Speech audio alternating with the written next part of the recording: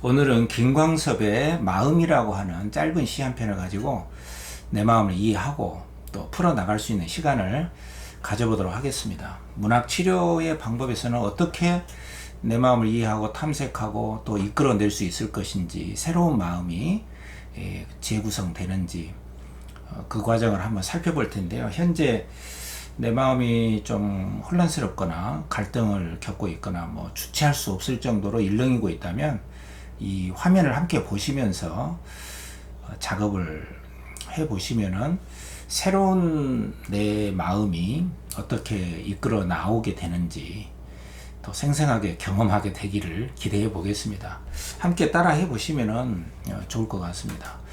이 바쁜 와중에도 뭔가 새로운 경험이 있을 것으로 기대를 하고요.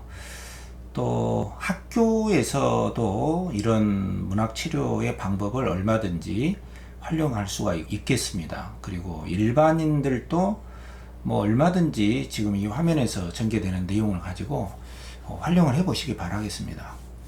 먼저 이 하필이면 왜 문학의 언어를 가지고 이런 그 마음을 이해하고 또 새로운 마음을 형성할 수 있는지에 대해서 여러 가지로 설명을 할 수 있겠지만, 이 문학의 언어라고 하는 것은 일단 비유적인 언어가 많거든요. 근데 비유적인 언어의 힘이라고 하는 것은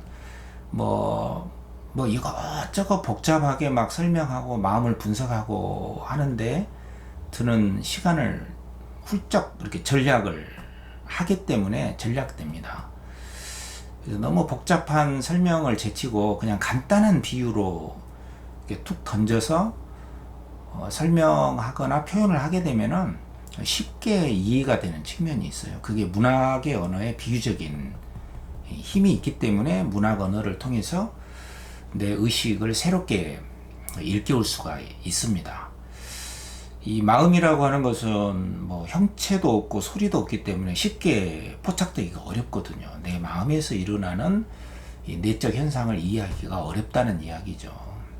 특히 또 내 마음의 내면 과정에서는 감각 느낌이라든가 또 감정, 생각, 욕구 이런 것들이 마구 뒤섞여져서 일어나기 때문에 여러분들이 이 내면의 마음의 과정이라는 것을 딱 떨어져서 구별해서 이해하고 탐색하고 더 나아가서 내 마음을 새롭게 재구성해내기라는 것은 상당히 어렵습니다. 그래서 언어라고 하는 도구를 통해서 쉽게 내 뇌에 내 의식을 쉽게 일깨울 수 있는 상당히 유용한 도구거든요. 언어라는 게. 그래서 그 중에서도 이제 문학의 언어라는 것이 우리들에게 쉽게 이해되고 또 간단하게 의식을 일깨울 수 있는 도구가 된다. 이렇게 간단하게 설명을 할 수가 있습니다. 그래서 사티어라고 하는 그 경험적 가족 상담에서 사티어라고 하는 그 사람의 그 상담 방법에 빙산 탐색이라고 하는 게 있어요. 그것도 은유적인 용어거든요. 거대한 내 마음의 세계를 빙산으로 이렇게 비유를 해서 제일 꼭대기에는 이제 어떤 행동, 내가 겪은 어떤 사건에 따른 어떤 행동을 했는가, 이게 표면적인 것이고, 그 다음에가 이제 감정, 그때 어떤 감정을 느꼈는가, 이런 것을 탐색을 하게 하는 기법이 있어요. 그 다음이 이제 그 감정을 낳게 한 사고, 지각, 어떤 생각을 하게 됐나, 이렇게 구별하는 연습을 하는 코너가 있거든요. 그것도 언어의 은유적인 방법을 통해서 우리의 새로운 의식을 일깨우는 방법이에요. 또 빙산 탐색의 바로 그 생각, 지각 바로 밑에는 내가 어떤 기대를 했는가, 또 그 밑에는 열망, 그리고 나에 대한 어떤 정체성, 이것을 차례대로 탐색하게 하는 방법이 있는데, 이런 것들도 이제 언어의 은유적인 방법을 활용한 사티어의 경험적 가족 상담, 집단 상담에서도 많이 쓰이는 방법인데, 오늘 제가 여러분들에게 소개하는 이 김광섭의 마음이라고 하는 이 짧은 시를 문학치료의 방법으로 어떻게 접근할 것인가, 이것도 이 빙산 탐색의 언어적 은유 방법을 제가 활용을 해서 여러분들에게 소개를 해 볼 테니까 여러분들 좀 마음의 여유를 한 템포 늦추시고 화면을 보면서 따라서 해보시면은 내 마음이 현재 어떤 것인가 선명하게 이렇게 윤곽을 잡아 나갈 수 있을 겁니다. 특히 감각 느낌이라는 거하고 감정하고를 이렇게 구별하는 연습, 또 감정하고 생각을 구별하는 연습, 또 욕구라는 거, 기대, 나의 욕구, 이런 것들을 확실하게 구분해서 내 마음을 이해하게 되면은 내 마음의 그 새로운 흐름을 내가 이끌어내는데 상당히 도움이 됩니다. 예를 들어서 우리는 이런 것들을 잘 경계를 잘 짓지 못하고 이렇게 헷갈릴 수가 있거든요. 예를 들어서 내 마음이 우울하다, 또 화가 났다, 뭐 이런 것들은 당연히 감정에 해당하는 것이죠. 또 가슴이 터질 것 같다, 이런 것은 감각 느낌이에요. 그렇지만 왠지 저 사람이 나를 밀쳐내는 것 같다, 나를 무시하는 것 같다, 나를 뒤에서 욕하는 것 같다, 이런 것은 뭐뭐 하는 것 같다라고 하는 것은 감정이 아니라 나의 해석과 판단과 평가가 들어가는 것이에요. 그래서 이렇게 나의 감각, 신체 감각 느낌이라는 거하고 감정하고 내 해석이 들어간 생각과 판단이라는 거, 이런 것들을 쫙 잘 구분할 수가 있게 된다면은 우리는 내 마음으로 쉽게 들어가서 이해하고 탐색하고, 그래서 얽혀있는 내 마음으로부터 벗어나서 새로운 이야기를 지어내듯이 내 마음에 대한 새로운 마음이 도출될 수가 있는 것이죠. 그래서 마음 중에서도 이제 감정 그 밑바닥에 있는 게 기대와 욕구예요. 그래서 과연 내가 원하는 것은 무엇인가, 어쨌거나 간에 내가 가고자 하는 것은 무엇인가를 찾아낼 때 거기서 이제 감정의 밑바닥에 있는 내 감정의 힘을 새로운 마음의 에너지로 끄집어내서 사용할 수가 있게 되는 것이죠. 그래서 이 과정을 김광섭의 마음이라고 하는 이 시를 가지고 한번 간단하게 제가 소개를 해 드릴 테니까 뭐 학교라든가 일반인 모임에서 여러분들이 문학치료의 이 방법으로 많이 활용하시기 바랍니다. 자, 화면을 한번 보시면서 제가 시를 한번 읽고 어떻게 활용할 수 있겠는가, 그 질문하는 방법들에 대해서 제가 간단하게 안내를 해 드리겠습니다. 화면을 한번 보세요. 자, 김광섭의 마음이라고 하는 시는 너무나 유명하기 때문에 여러분들이 많이 알고 있을 겁니다. 한번 읽어 보겠습니다. 나의 마음은 고요한 물결, 바람이 불어도 흔들리고 구름이 지나도 그림자 지는 곳, 돌을 던지는 사람, 고기를 낚는 사람, 노래를 부르는 사람, 이 물가 외로운 밤이면 별은 고요히 물 위에 나리고 숲은 말없이 잠드나니 행여 백조가 오는 날 이 물가 어지러울까, 나는 밤마다 꿈을 돕노라. 자, 이게 김광섭의 그 유명한 마음이라는 시입니다. 근데 여기서 이제 문학치료의 관점에서 작업을 하실 때는 일단 이 시에 대한 뭐 객관적인 분석이라든가 뭐 역사적인 배경이라든가 그런 것은 그렇게 중요하지는 않죠, 당연히. 왜냐하면 개별적인 우리 내면의 세계로 들어가기 위한 하나의 이런 시는 도구잖아요, 도구. 그래서 이제 안내를 할 때는 이렇게 비유적인 거를 가지고 접근할 수가 있어요. 예를 들면은 이제 현재 내 마음은 고요한 물결이라는 구절을 주목할 필요가 있습니다. 그래서 이 형체도 없고 어떤 그 냄새나 어떤 그 촉감이 없습니다. 이 마음이라는 것은 관념적인 것이기 때문에. 그래서 이 마음을 좀 구체적으로 이렇게 비유한 이런 표현을 가지고 우리가 내 마음을 접근에 들어갈 수가 있거든요. 그래서 내 마음은 고요한 물결이다, 이런 관점을 한번 비유적으로 떠올릴 필요가 있어요. 그래서 내 마음은 고요한 물결이나 강물이라든가 이러한 그 호수라든가 이런 것으로 비유적인 틀을 통해서 구체적으로 떠올리기를 권하는 것이에요. 떠올리기죠. 내 마음은 물결이나 강물이나 호수와 같다. 이렇게 떠올리기를 요청을 하는 것입니다. 고요한 내 마음에 이렇게 잔잔한 상태였는데 거기에 돌연 어떤 사건이 일어나죠. 어떤 사건이냐면은 바람이 불어도 쉽게 흔들리는 것이 내 마음이고요. 구름이 지나가도 그림자가 질 수가 있는 것이 내 마음이에요. 그래서 이런 것들은 이제 내 마음을 탐색하는 과정에서 내 마음을 고요한 물결과 강물이나 호수라고 생각을 해보세요 라고 내 마음을 언어적인 비유적인 언어를 통해서 쉽게 안내를 해주는 것이죠. 원래 내 마음은, 우리의 마음은 고요한 물결 상태였다. 그런데 바람이나 구름이 지나가는 것은 실제 우리 환경적인 조건에 의하면은 이거를 우리가 이제 촉발 요인이라고 볼 수가 있거든요. 선행 사건이라고 볼 수도 있고요. 또 외부 환경적인 요인으로 볼 수도 있습니다.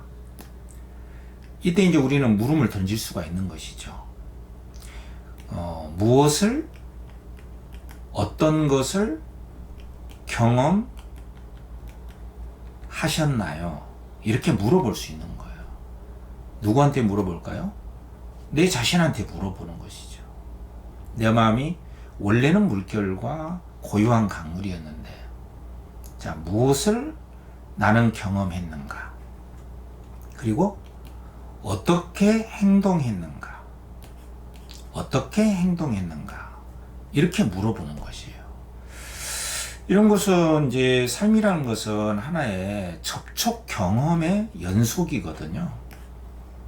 나라고 하는 이런 내면의 내 마음의 세계하고 바깥에 있는 이런 피부, 또 그 피부 바깥에 있는 어떤 외적인 대상, 사회, 어떤 환경적인 조건, 가족, 사회, 어떤 대상, 인물, 어떤 식물, 동물, 어쨌든 나와 나 바깥에 있는 두 개의 대상과의 만남, 그 만남이 접촉 경험이라고 볼 수가 있거든요. 접촉 경험을 안 할 수는 없잖아요. 근데 그렇게 접촉 경험을 하는 순간 내 마음은 흔들리고 그림자가 지게 되죠. 내 마음이 움직이기 시작한다는 것이에요. 그래서 그때 내 마음이 움직였다면 그 움직임을 만든 그 대상은 무엇인가? 이렇게 물어보는 것이에요. 그래서 여러분들 펜을 들고 지금 노트에다가 또는 뭐 핸드폰 액정 화면에다가 거기에 메모지에다가 한번 써보시는 거예요. 자, 내 마음은 원래 고요한 강물이요 물결이다. 원래 본성은 하얀 하늘과 같은 것이다. 그런데 내가 경험한 것은 이것이다. 누구와 만났는가? 어떤 소리를 들었는가? 어떤 사건이 있었는가? 그것은 무엇인가? 경험. 그 다음에는 어떤 행동을 했는가? 여기까지 적어보는 것이죠. 왜냐하면 언어는 내 뇌를 일깨우고 지나간 경험들을 다시 소환해서 재경험을 하게 하는 유력한 도구가 뭐예요? 언어인 거예요. 특히 이 문학의 언어를 도구로 해서 이 문학의 언어는 굉장히 비유적이면서도 쉽게, 이해하기 쉽게 우리에게 다가서게 하는 힘이 있거든요. 그래서 이 문학의 언어를 도구로 해서 이렇게 내가 경험했던 거, 그 경험이 내 내면 세계에서 어떻게 무엇을 형성했는가를 다시 재경험하는 것이죠. 이런 재경험을 통해서만이 재구성할 수가 있기 때문에 그래요. 그래서 어떤 경험을 했느냐, 누구와 만났는가, 어떤 소리를 들었는가, 무엇을 봤는가, 그때 나는 어떤 행동을 했는가, 여기까지 적었죠? 그 다음에 이제 이연을 가지고 돌을 던지는 사람, 고기 낚는 사람, 노래를 부르는 사람, 이런 구절이 있잖아요. 이거는 이제 내가 경험하거나 보게 된 접촉 경험에 해당한다고 볼 수가 있잖아요. 나라고 하는 강물에 누가 돌을 던졌거나 어떤 내 마음에 파문을 일으켰잖아요. 또 거기서 고기를 낚아. 내 마음의 물결을 가지고 내 마음이라고 하는 이 강물을 속에서 고기를 낚으려고 해요. 어떤 이익을 취한다고 하거나 나를 통해서 나라고 하는 고유한 물결을 통해서 또 나라고 하는 강물 호수 주변에서 노래를 부르는 사람도 있어요. 자기 스스로 즐기는 사람, 내 안에서 또는 나를 통해서 즐기려고 하는 사람이 있을 수도 있어요. 어쨌든 이런 구절을 보면서 내가 경험했던 것을 써보는 것이에요. 자, 여기까지 했죠. 그 다음에 이제 그때 내가 경험했던 감정은 무엇인가? 여기서 이제 여러분들이 이 생각이라는 거하고 감정이라고 하는 거, 또 감각, 느낌이라고 하는 것을 이제 구별해서 여러분들이 쓸 줄 알아야 됩니다. 이제 감정은 아까 이야기했듯이 뭐 직접적으로 1차적 감정으로 슬픔이라든가 우울함이라든가 뭐 답답함이라든가 화라든가 이런 부정적인 감정이 있을 수도 있고, 또 기쁘다든가 뭐 들뜸이라든가 뭐 환이라든가 이런 것도 있을 수가 있어요. 또는 무덤덤도 있을 수가 있습니다. 이런 건 감정이고요. 생각은 그거를 경험해서 나는 뭐뭐 하는 듯한 뭐 느낌을 받았다. 근데 이 느낌은 생각인 것이죠. 자기가 해석한 거예요. 자기가 판단하고 평가한 것이죠. 왠지 나를 밀쳐내는 것 같았다, 나를 무시하는 것 같았다, 뭐 나를 뒤에서 욕하는 것 같았다라고 생각하는 것은 생각인 것이에요. 이게 생각입니다. 감정이 아니에요. 내 해석이 들어간 것이잖아요. 그래서 내 판단이 개입이 된 것이거든요. 그리고 감각 느낌은 뭐 가슴 부위, 뭐 귓볼, 뒷목이 뻐근했다, 심장이 벌컥벌컥 펌프질을 하는 것 같았다, 뭐 허벅지가 당겼다라든가 발바닥에 열감을 느꼈다라든가 어깨가 딱딱해짐을 느꼈다라든가 이런 신체 감각, 또 감정, 생각을 접촉 경험을 통해서 어떤 감정, 어떤 생각, 이런 감정을 느낀 데는 이런 생각이 일어났기 때문이었다. 이걸 구별해서 써보는 것이에요. 그죠? 이것도 사실 쉽지 않거든요. 여러분들이 훈련을 하지 않았다면 이거 자체를 글로 떠올려서 글로 쓰기가 쉽지는 않을 거예요. 그래서 안내만 해주는 거예요, 제가. 이제 제일 핵심적인 것은 마지막 연을 토대로 해서 이 생각과 감정의 그 밑바닥에 있는 가장 그 원천적인 우리의 그 힘의 에너지를 갖게 되는 그것이 바로 뭐냐면은 아까 빙상 탐사의 사티어로 치자면은 바로 제일 밑바닥에 있는 게 기대와 열망이에요. 그때 나는 무엇을 바라고 있었던가, 어떤 것을 욕구했는가, 내가 원하는 것은 무엇이었는가, 이 점을 근본적으로 내가 한번 생각해 보는 것이에요. 그 사람이 나를 무시했던, 내가 어떤 감정을 느꼈던 간에 어쨌든 내가 바라고 원하고 내가 나아가려고 하는 것은 무엇이었던가를 떠올려 보는 것이에요. 이것은 내 마음의 고향을 찾는 것하고 똑같습니다. 내 마음의 고향을 찾는 것이에요. 이것은 내 마음의 어떤 방향성이거든요. 내 마음의 방향성을 찾는 거예요. 어쨌든 우리는 마음이 없이는 살기 힘들잖아요. 근데 내 마음의 방향을 찾으려면 내가 정말로 원했던 거, 내가 정말 지향하고자 했던 거, 내가 욕구하는 것은 무엇인가를 찾아내야 되는 것이에요. 그것을 찾지 못할 때 감정에 휩쓸리고 생각에 빠져버리고, 그랬을 때 내 마음은 방향을 잃어버리는 것이거든요. 그래서 제일 마지막 년에 보면 이 백조는 누구인가를 나에게 물어보는 것이에요. 백조가 어느 날 이 물가 어지러울까? 나는 밤마다 꿈을 덮노라. 나는 백조를 기다리고 있기 때문에 내가 기다리고 있는 것은 무엇인가? 나의 원트는 무엇인가? 내가 기대하고 내가 원래 열망했던 것은 무엇인가? 이게 이제 내 마음의 방향성을 찾는 것이다 라고 볼 수가 있는 것이죠. 그래서 여기까지 작업이 됐다면은 이제 자기가 쓴 거를 쭉 읽어보는 것이에요. 자, 그러면 처음부터 이제 현재 내 마음이 불안하고 혼란스럽고 일렁이고 있다면 내 마음을 정리할 필요가 있겠죠? 자, 화면을 끄고 제가 다시 설명을 해 드리겠습니다. 그러면 현재 내 마음이 너무나 어떤 것 때문에 일렁이고 있다면 그 어떤 것에 대한 제 경험을 하는 게 좋다는 것이에요.